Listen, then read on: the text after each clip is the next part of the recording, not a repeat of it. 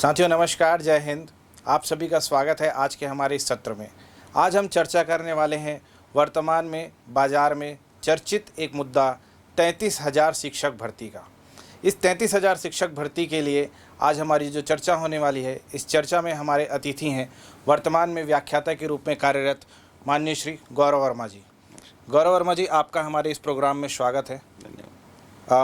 गौरव वर्मा जी, आपसे आज हम इस प्रोग्राम के बारे में चर्चा करने से पहले आज 19 जून सुबह की खबर है कि 78,000 पद रिक्त हैं और 33,000 पदों पर भर्ती की जा रही है। क्या ये खबर सत्य है सर? तो चूंकि मैं कोई आधिकारिक वक्ता नहीं हूँ तो मैं इसमें कोई कन्फर्मेशन तो नहीं दे सकता, लेकिन हाँ, चूँकि इतनी बड़ी खबर है और इस पे जो लेटर्स की कॉपीज़ आजकल नेट में फ्लोट हो रही है, तो कहीं ना कहीं पे लग रहा है कि एक बड़ी वैकेंसी है डिपार्टमेंट में और ये भर्ती आवश्यक है। तो ये पद आएंगे, हो सकता है थोड़ा टाइम लगे, लेकिन आना तो है क्योंकि आवश्यक भी है। तो सर, क्या 33,000 पद की जो बात कही जा रही है, क्या ये 33,000 पद आने की संभावना है या फिर उससे कम में भी बात हो सकती है? अब ये तो अधिसूचना से ही ज्ञात होगा कि कितने पोस्ट हैं, लेकिन लगभग उतने पोस्ट आना चाहिए क्योंकि अभी तक ये सबसे बड़ी भर्ती हम कह सकते हैं। 2019 में जो हुई थी 14,580 पोस्ट के लिए भर्ती शुरू हुई थी, मतलब जो एग्ज़ाम कंडक्ट किया गया था। हालांकि पूरी भर्ती उसमें नहीं हो पाई थी किसी कारणों से।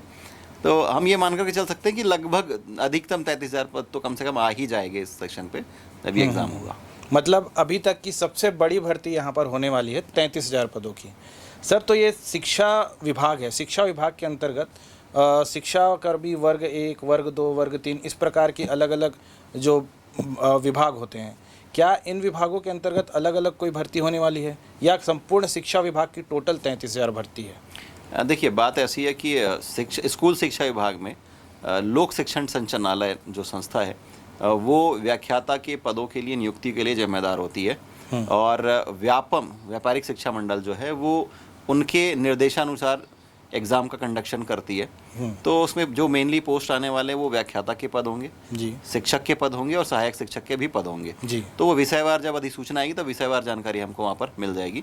और एग्ज़ाम जो व्यापम के थ्रू ही कंडक्ट किया था, अलग अलग बॉडीज़ कंडक्ट नहीं करती है।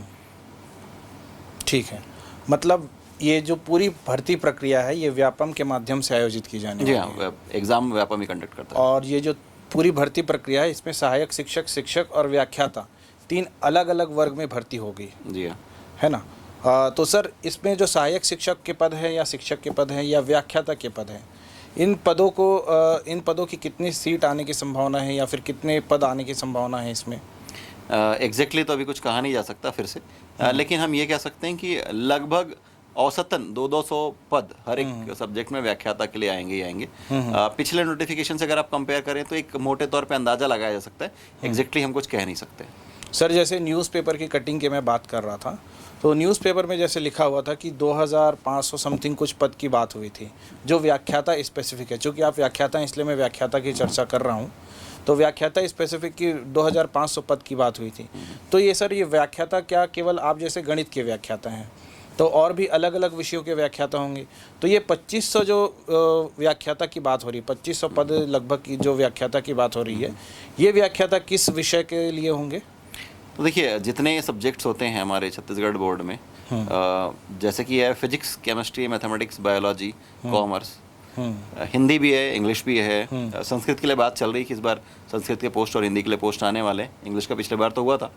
तो इन सारे विषयों में व्याख्याता की भर्ती होगी। अगेन फिर से कि वो औसतन 200 पद तो आते ही आते हैं जी। अगर 2,500 के हिसाब से अगर हम कंपेयर करके चले, एक रफ कैलकुलेशन करें, तो कम से कम 200 पोस्ट एक एक सब्जेक्ट ले आएंगे। ठीक है। तो सर, व्याख्याता का जो पद होता है उस पद के लिए योग्यता क्या होती है हमारी? तो बेसिकली ये है कि आपके पास बैचलर डिग्री, मास्टर्स डिग्री और बीएड होना चाहिए। ये भी हो सकता है कि आपने बैचलर और मास्टर्स कर लिया और बीएड के लास्ट ईयर में हो, तब भी आप एग्जाम में अपीयर हो सकते हैं। या उल्टा, आपने ग्रेजुएशन कर लिया हो, बीएड कर लिया हो और अब मास्टर्स के लास्ट ईयर में एग्जाम में अपीयर हो रहे हैं, तो इन स्थितियों में आप एग्जाम के लिए योग्य हैं और आप फॉर्म भर सकते हैं। ठीक है, मतलब फॉर्म आने पे ये 3 कैटेगरीज जो हैं, ये 3 एलिजिबिलिटी जो फॉलो कर रहे हैं हमारे स्टूडेंट्स, वो इन सारे लोग इसमें फॉर्म भर के इस परीक्षा में अपीयर हो सकते हैं। ठीक है ना? तो सर, जैसे व्याख्याता के रूप में आप गणित के व्याख्याता के रूप में हैं, तो इसके लिए क्या अलग से कोई योग्यता है? नहीं, ऐसे अलग से कोई योग्यता नहीं है। ऑब्वियस सी बात है कि बैचलर्स होना चाहिए, उसी सब्जेक्ट में आपका मास्टर्स होना चाहिए और उसके बाद बीएड होना चाहिए। ओके। मतलब कि जैसे अगर मैं इसलिए पूछा चूँकि यदि कोई छात्र ने बीकॉम किया है उसके बाद यदि वो एमए इंग्लिश या एमए हिंदी कर रहा है नहीं, तो नहीं। वो किस में जाएगा सर? देखिए, आपका जो मास्टर्स का जो सब्जेक्ट है जी वो आपके ग्रेजुएशन का एक सब्जेक्ट होना चाहिए। जी। अगर ऐसा है कि बैचलर में वो सब्जेक्ट नहीं रहा है लेकिन मास्टर्स में अपन ने कर लिया है तो वहाँ पर एक प्रश्न चिन्ह खड़ा हो सकता है। तो ग्रेजुएशन और मास्टर्स दोनों देखा जाता है। अच्छा, मतलब कि जो हिंदी के विषय हैं, अंग्रेजी के विषय हैं, उसके लिए भी अलग अलग तैयारी होगी, उसके लिए भी अलग अलग पद आने की संभावना है। हाँ, ऑब्वियस सी बात है कि अलग अलग सब्जेक्ट्स के लिए पोस्ट आएंगे। ठीक है। और इसके लिए जिन विषयों में जो छात्र पढ़ रहे हैं, जैसे हिंदी है तो हिंदी के विषय वाले छात्र हिंदी व्याख्याता के लिए ही अप्लाई कर पाएंगे। मास्टर्स जिस सब्जेक्ट में किया गया है वो सब्जेक्ट अगर आपके ग्रेजुएशन में मैच होता है और मास्टर्स की डिग्री आपके पास है और आप बीएड में अपीयर हो रहे हैं या फिर उल्टा बीएड है आपके पास और मास्टर्स के लास्ट ईयर में आप अपीयर हो रहे हैं, तब आपकी पात्रता बनती है। ठीक है। यहाँ पर एक और बात चल रही है कि उम्र की, तो जब नोटिफिकेशन आएगी तो ये क्लियर हो जाएगा कि कितने उम्र तक के लोग इस फॉर्म में मतलब इस एग्ज़ाम में बैठ सकते हैं। तो वो आधिकारिक तौर पे जब अधिसूचना जारी होगी तभी वो क्लियर होगा।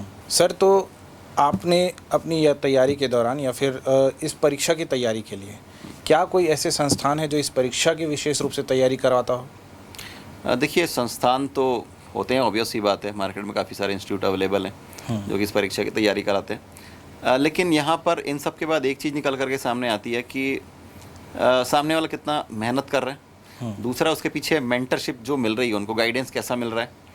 देखिए, अगर मेहनत ही सब कुछ होता तो गधा जंगल का राजा होता।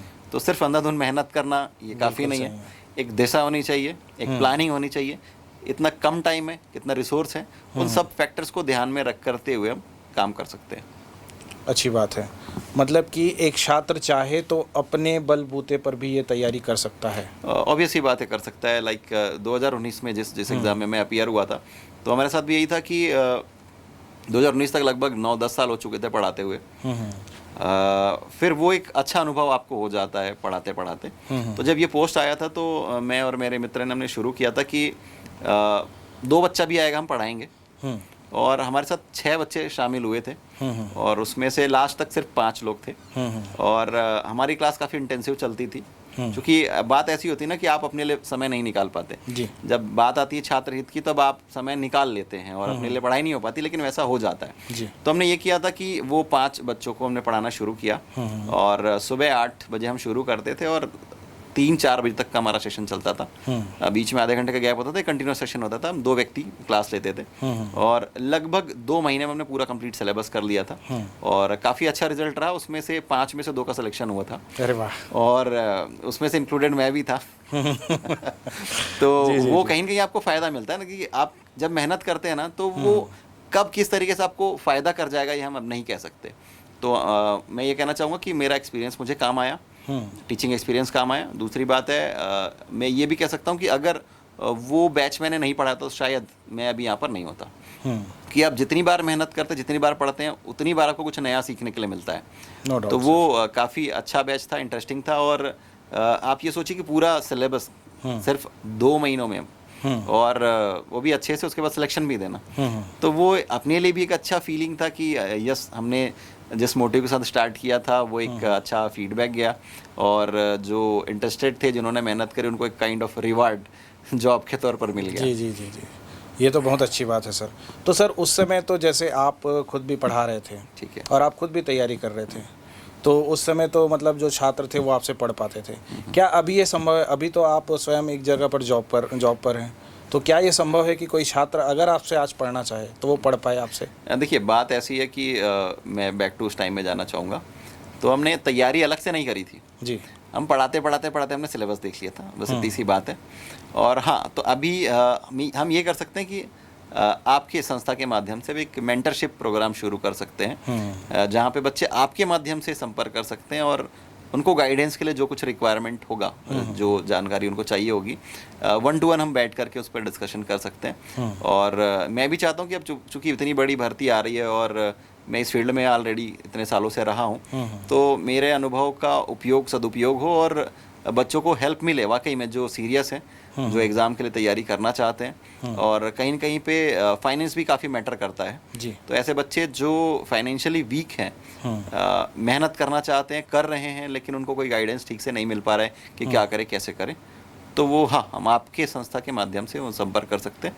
और डेफिनेटली मेरे साथ और भी मैं ऐसे लोगों को मैं लेकर के आऊँगा, या ऐसी टीम हम क्रिएट करेंगे जहाँ पर अलग अलग फिजिक्स, जैसे कि फिजिक्स है, केमिस्ट्री है, बायोलॉजी है, इंग्लिश है, इन सारे सब्जेक्ट्स के लेक्चरर्स जो कि ऑलरेडी इस एग्ज़ाम को क्वालिफाई करके अभी पोस्टेड हैं, उनको हम इस सेशन के लिए ला पाएँ। जी। तो सर जैसे बच्चे अगर आपसे जुड़ना चाह रहे हैं, आप उन्हें, हम मेंटरशिप प्रोग्राम के लिए अगर हम इनरोल करते हैं, तो क्या ये संभव हो पाएगा कि बच्चे आपसे मिल पाएँ और आप उनसे मिल पाएँ, या फिर ये मेथड, हम चूँकि एक ऑनलाइन संस्थान है सर, हमारे जो इंस्टीट्यूशन का जो पूरा मोड है वो पूरी तरीके से एप्लीकेशन बेस्ड है, ऑनलाइन बेस्ड है। आज जिस यूट्यूब में बच्चे हमें देख रहे हैं, और इसके अतिरिक्त हमारा जो एप्लीकेशन है, उस एप्लीकेशन के अंदर बच्चे हमें पढ़ पाते हैं। तो बात ऐसी है कि अभी चूंकि लाइव होने से हम कहीं से भी बैठे कनेक्ट हो सकते हैं, ये काफ़ी अच्छी बात है, आपके पास प्लेटफॉर्म में वो फैसिलिटीज़ अवेलेबल है। हाँ, बच्चों के अगर अच्छी रुझान आते हैं और एक अच्छा अकाउंट मिलता है, वैसे उत्सुक बच्चे मिलते हैं, तो ज़रूर उसके लिए हम आगे समय के लिए बात कर लेंगे, लेकिन ज़रूर ये कोशिश करेंगे कि उनको प्रॉपर गाइडेंस मिल पाए।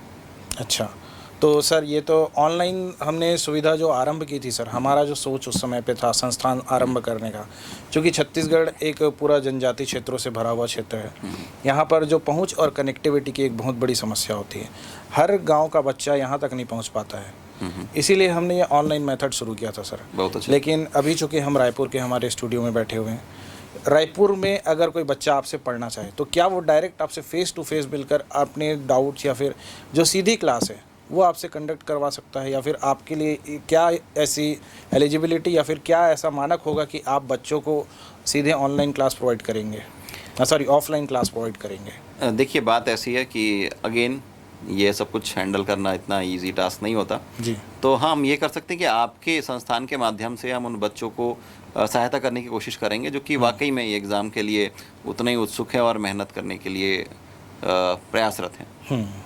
ठीक है सर।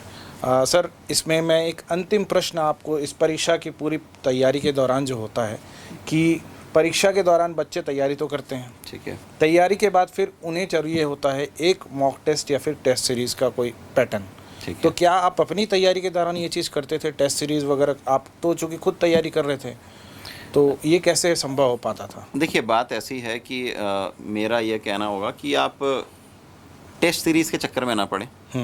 पहली बात है कि आपके पास सिलेबस है, सिलेबस को आप सामने रखिए और देखिए कि कौन कौन से टॉपिक्स में मेरी अच्छी पकड़ है, अंकों का विभाजन कैसे है। जैसे कि ट्रिग्नोमेट्री एक बड़ा सेक्शन है जी। आप ट्रिग्नोमेट्री स्किप कर जाएंगे तो आपका काफ़ी मार्क्स चले जाएंगे लाइक दैट। तो उस पूरे सिलेबस में आप एनालाइज करिए कि 100 मार्क्स का पूरा मैथमेटिक्स है, कौन कौन से जो सेक्शन है वो आपसे बनते हैं, कौन कौन सेक्शंस नहीं बनते। अगर आपके पास समय है, अभी इस टाइम में तो आपके पास समय है, तो जो बच्चे तैयारी करना चाहते हैं वो उस टॉपिक्स को स्ट्रॉन्ग कर सकते हैं। उसके लिए ये करें कि MCQ वाली काफ़ी सारी किताबें मिलती है, लाइक यूनिवर्सल की एक किताब मिलती है, सारे सब्जेक्ट से मिलती है, बाइलिंगुअल मिलती है, फिजिक्स, केमिस्ट्री, मैथमेटिक्स, बायोलॉजी। तो उसमें एक एक टॉपिक, एक एक चैप्टर पर हजार क्वेश्चन आपको मिल जाएंगे। अच्छी बात है। तो बात ऐसी है कि पहले आप कंसेप्ट को समझें, उससे टॉपिक से रिलेटेड क्वेश्चंस को सॉल्व करें। जब करते जाएंगे तब आप मिसलेनियस क्वेश्चंस पे पहुंचेंगे। और जब किसी MCQ बुक को उठा करके पकड़ लेते हैं और सॉल्व करना शुरू करते हैं तो लगता है कि पहला क्वेश्चन तो बन रहा है, नहीं दूसरा नहीं बन रहा है, तीसरा तो बिल्कुल नहीं बन रहा है, तो एक डर आ जाता है। तो आपको करना क्या, स्टेप बाय स्टेप चलना है। पहले सिलेबस देखना है, सिलेबस में फिर चैप्टर जो होते हैं दो तरीके के हम उसको कैटेगराइज कर सकते हैं, एक है लिंक्ड चैप्टर और एक अनलिंक्ड चैप्टर। फॉर एग्जांपल, आपको रिलेशन फंक्शन पढ़ना है, बिना सेट थ्योरी पढ़े आप रिलेशन फंक्शन पे नहीं जा सकते। तो पहले आपको रिलेशन फंक्शन पढ़ने के लिए पहले आपको सेट थ्योरी पढ़ना है, सेट थ्योरी पढ़ना है, फिर आपको पढ़ना है रिलेशन के बाद पढ़ना है आपको फंक्शन। तो ये स्टेप बाय स्टेप हो गया। वैसे अगर आप वेक्टर को देखें तो वेक्टर एक इंडिपेंडेंट टॉपिक है। वेक्टर पढ़ेंगे, वेक्टर में जो डॉट प्रोडक्ट आता है, क्रॉस प्रोडक्ट पढ़ता है, तो उसको आप अलग से पढ़ सकते हैं। लेकिन वहीं पर अगर आप प्रोबेबिलिटी में जाते हैं तो वहाँ पर कॉम्बिनेशन भी यूज़ होता है। तो बिना कॉम्बिनेशन परमुटेशन को यूज़ करें आप प्रोबेबिलिटी में नहीं हो सकते। तो यही सुझाव यही रहता है कि आप पहले कंसेप्ट को पढ़ा जाए, कंसेप्ट को पढ़ा जाए, फिर एमसीक्यू लगाया क्वेश्चंस जाए। को सॉल्व किया जाए। जब आप पूरे उस चैप्टर में अपनी पकड़ अच्छी बना चुके हैं, तब आप वैरायटी ऑफ एमसीक्यू में कूदें और आप क्वेश्चन को सॉल्व करते जाएं। तो ये अब दूसरी बात ये है कि एक एक चैप्टर में 1000 क्वेश्चन है, आप सिर्फ एक चैप्टर को 1000 क्वेश्चन मार करके आपको सिलेक्शन नहीं होना। बिल्कुल सही। अगेन वहाँ पर भी स्ट्रेटजी अपनानी है कि भाई जो क्वेश्चन मेरा सिर्फ कैलकुलेशन है, मुझे पता है कि ये टाइप ए का क्वेश्चन है और ये कैलकुलेशन है, तो सिर्फ एक क्वेश्चन को करूँ। और उसमें भी अगर आप क्वेश्चन बना रहे हैं तो एक क्वेश्चन को स्टार लगा लीजिए जो कि सबसे ज़्यादा टफ है। वो टफेस्ट क्वेश्चन अगर आप सॉल्व कर जाएंगे तो ऑब्वियस सी बात है उससे ईजी क्वेश्चन तो बन जाएगा। Very good. तो देखिए आजकल मार्केट में काफ़ी सारी किताबें अवेलेबल है ना, तो उसमें वो क्वेश्चन को कैटेगराइज करके देते हैं जी। For example R D Sharma की किताब अगर आप उठाते हैं, वो एमसीक्यू नहीं है, एमसीक्यू की भी अलग किताब आती है, बट नॉर्मल टेक्स्ट बुक अगर उठाते हैं तो वहाँ पर वो टॉपिक वाइज क्वेश्चंस दिए हुए हैं, तो एक अच्छा हेल्प हो सकता है। और नहीं तो आपके पास जो भी एमसीक्यू की किताब है पकड़िए, type A, type B, type C ऐसा लगा दीजिए, मतलब क्वेश्चन के सामने ABCD ऐसे लाइक कर दीजिए, और जो सबसे डिफिकल्ट है उसको स्टार लगा दीजिए। तो जो स्टार है आपको वो बनाना है। रिवीजन के टाइम में क्या करना है, पूरे क्वेश्चन आप सॉल्व नहीं कर सकते और आपके पास समय होता भी नहीं है, तो आपके पास एक बुकलेट, तो आपके पास एक बुकलेट होता है, फार्मूला बुकलेट, या आप जो अपने तरीके से, कई लोग प्रिंटेड हैंडबुक ले लेते हैं जो उनको समझ आता है, ठीक है, बट मैं प्रेफर करता हूँ कि आपकी अपनी राइटिंग, अपनी जिस तरीके से चीज़ों को ऑर्गेनाइज करके रखते हैं वो आपको ज़्यादा हेल्प करता है, तो वो होनी चाहिए। फिर आप क्वेश्चंस को धीरे धीरे धीरे सॉल्व करते जाइए, लिमिटेड क्वेश्चंस रखिए लास्ट में रिवीजन करने के लिए, और फिर आप करके निकल जाएंगे। और अच्छा है कि अगर IIT के 8-10 साल का क्वेश्चन अगर आप सॉल्व कर जाएं, अगर मैं मैथमेटिक्स को, तो मैथमेटिक्स के पेपर में जो 8-10 साल का पेपर आया है वो मैं सॉल्व कर लूँ, फिजिक्स में आया वो कर लूँ, तो वो एक लेवल मेंटेन हो जाता है। क्वेश्चन का लेवल इतना अच्छा था, लाइक 2019 में जो एग्ज़ाम हुआ था, एनालिटिकल काफ़ी अच्छा था। अगर कोई ऐसा होता कि जिसने फार्मूला पढ़ा है और उसको put the value and get the answer, ये कंसेप्ट लेकर के चला है, तो वो चीज़ें नहीं होती, क्योंकि वहाँ पे काफ़ी सारे क्वेश्चन ऐसे थे कि जो कि एनालिटिकली आपको सोचना होता, फिर आप एनालाइज करते, फिर आप रिजल्ट तक पहुँचते। तो ये ऐसा नहीं होता कि वैल्यू पुट करे सॉल्व कर दी, इतना ईजी भी नहीं होता है। हाँ, एक दो क्वेश्चन ऑब्वियस सी बात है, लड्डू क्वेश्चन होते हैं जो बस डायरेक्टली आपने पढ़ा है और हाँ इसका आंसर ये है, आप ये कर सकते हैं। ठीक है, ठीक है, ठीक है। मतलब कि टेस्ट सीरीज़ के साथ उसको जाने से पहले आपको एक पूरा कंसेप्ट पे काम करना ज़रूरी है।